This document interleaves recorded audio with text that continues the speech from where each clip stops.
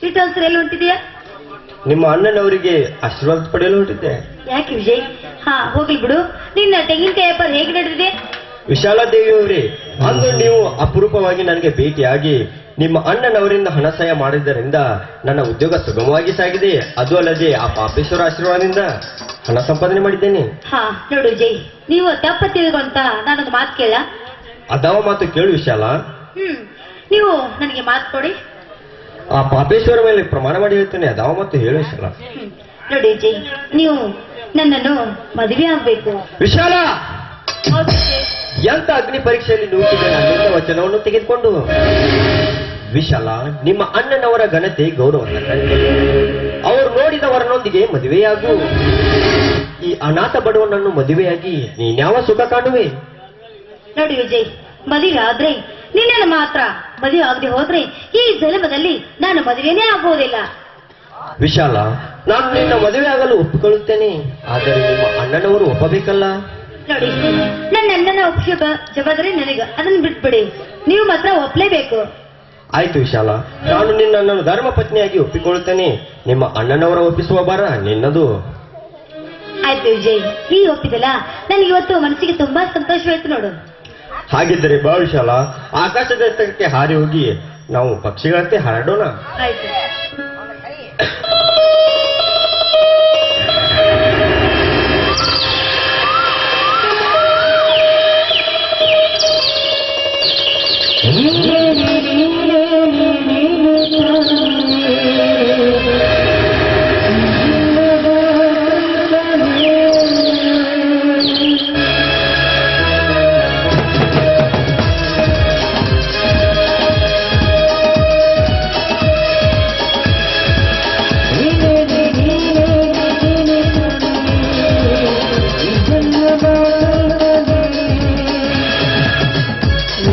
Thank you.